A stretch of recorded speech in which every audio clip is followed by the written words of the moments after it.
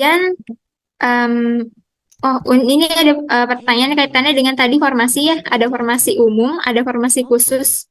Itu perbedaannya apa saja sih, Mbak? Tadi udah saya singgung sedikit ya. Jadi untuk CPNS yang formasi umum itu berarti ya bisa dilamar oleh siapapun ya. Artinya memang kategori persyaratannya itu hanya disesuaikan dengan jabatan dan pendidikan, kemudian usia. Nah, kalau khusus, nanti khususnya ini dibagi lagi. Ada yang khusus disabilitas, artinya memang hanya penyandang disabilitas yang bisa melamar formasi tersebut. Kemudian putra-putri Papua ini juga nanti dibuktikan dengan surat seperti akte kelahiran gitu ya. Pokoknya terkait harus membuktikan yang bersangkutan sebagai putra-putri Papua. Kemudian ada lulusan terbaik, ini dari nilai dari ijazahnya, transkrip nilainya, nanti ada tulisan lulusan terbaik itu bisa mendaftar. Kemudian diaspora, dan satu lagi tenaga siber, itu untuk CPNS. Nah, untuk P3K, ini juga sama, ada umum dan khusus. Nah, khususnya ini untuk P3K nakes dan teknis itu terdiri dari 2 ya. Jadi ada THK 2 dan non-ASN. Jadi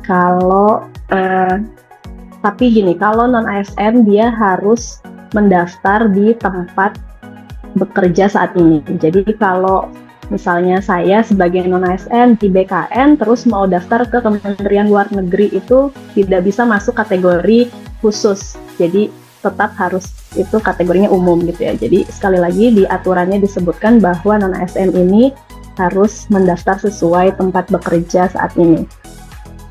Jadi untuk P3K guru tadi khusus itu ada 3 prioritas. Ini adalah individu yang dalam database Dapodik sebagai prioritas. Prioritas itu apa? Yaitu peserta yang memenuhi NAB P3K guru tahun 2021 dan belum pernah dinyatakan lulus sebelumnya. Kemudian ada XTHK 2. XTHK 2 itu adalah yang terdaftar di dalam database BKN, dan non-ASN adalah guru non-ASN dari sekolah negeri. Kemudian untuk umum di P3K guru, yang pertama ada lulusan pendidikan profesi guru yang terdaftar pada database kelulusan PPG di Kemendikbudristek. Dan yang kedua adalah guru yang terdaftar dalam Dapodik. Jadi agak beda, kalau guru umumnya ini nggak bisa sembarangan gitu ya, harus yang terdaftar di dalam Dapodik atau yang lulusan PPG. Seperti itu, Mbak. Oke, lanjut ke pertanyaan selanjutnya nih. Ini kaitannya mirip ya sama yang sebelumnya. Tadi ada yang nanya, boleh melamar calon pelamar, boleh mendaftar CPNS dan P3K sekaligus, Mbak? Tentu tidak bisa ya. Kita hanya bisa memilih satu jenis pengadaan dan satu jabatan. Jelas ya Sobat BKN, jadi hanya memilih satu jenis CPNS atau P3K dan satu jabatan saja. Kemudian, ini ada juga apakah bisa mendaftar CPNS sedangkan pernah mendaftar di sekolah kedinasan melalui portal SSCSN Dikdin pada tahun ini. Ini gimana nih, Mbak? Bisa ya, jadi antara Dikdin dan SSCSN yang sekarang sedang buka itu sistemnya berbeda. Jadi nanti teman-teman yang sudah sebelumnya mendaftar Dikdin masih bisa mendaftar mau CASN ataupun CASN ya, CASN, jadi CPNS atau P3K itu bisa, nanti bikin akun lagi sampai dengan akhiri pendaftaran juga. Oke, berarti bisa ya jawabannya ya, Mbak. Kemudian, ada juga pertanyaan terkait formasi nih. Jadi, kenapa formasi P3K lebih banyak dibandingkan CPNS di pengadaan di tahun 2023 ini?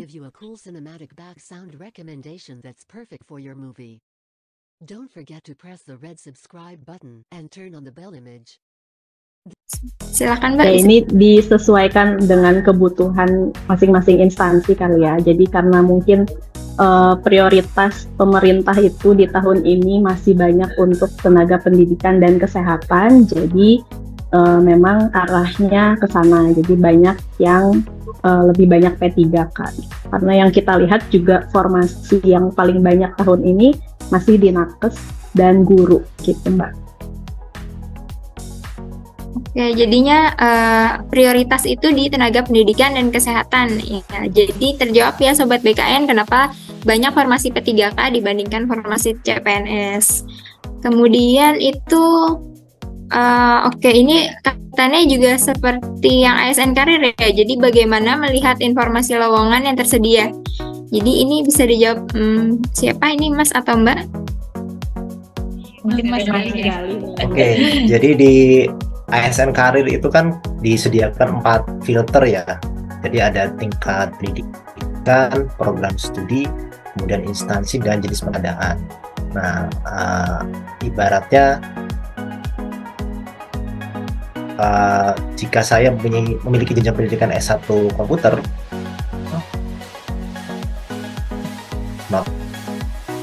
teman-teman nanti pilih tingkat pendidikannya, program studinya misal ilmu seperti itu ya, mengandung kata ilmu komputer tadi. Jadi bukan teman-teman mengetikkan begitu saja kemudian bisa cari, tapi harus pilih dari tar prodi yang kan ketika sudah dua rekan-rekan bisa langsung klik cari, kemudian nanti akan muncul hasilnya. Tapi itu khusus untuk jenis GK guru ya. Nah, untuk rekan-rekan yang ingin mendaftar ke P3K Guru, maka skenario-nya adalah cukup memilih jenis pengadaannya saja, yaitu P3K Guru. Namun jika ingin menspesifikkan lagi pencariannya, bisa juga dicari di kolom instansinya, diketikkan pencarian instansinya sampai muncul listnya, kemudian dipilih salah satu, baru kemudian cari. Seperti itu. Jadi ada 2 ya, yang satu untuk non P3K Guru yang diisi adalah jenjang pendidikan dan juga program studi, itu wajib. Kemudian kalau misalnya P3K Guru yang diisi hanya jenis pengadaannya saja. Namun jika ingin dispesifikkan lagi, rekan-rekan bisa mencari lebih lanjut di kolom cari instansinya. Seperti itu. Nanti muncullah daftar formasi yang disediakan sesuai dengan filter yang dicari. Nah, kalau misalnya nggak ada, seperti apa? Karena sekarang proses verbal itu masih berlanjut ya. Boleh jadi formasi yang sesuai pencarian rekan-rekan itu belum masuk datanya. Nah, diupdate secara berkala saja. Boleh jadi nanti ketika datanya sudah masuk 100%, hasil pencarian yang teman-teman inginkan bisa langsung muncul. Nah, nanti bisa pilih di salah satu daftar formasi yang muncul, diklik lihat untuk melihat lebih detail lagi nih tadi terkait dengan lokasi penempatan, kualifikasi, persyaratan, dan seterusnya. Demikian Mbak.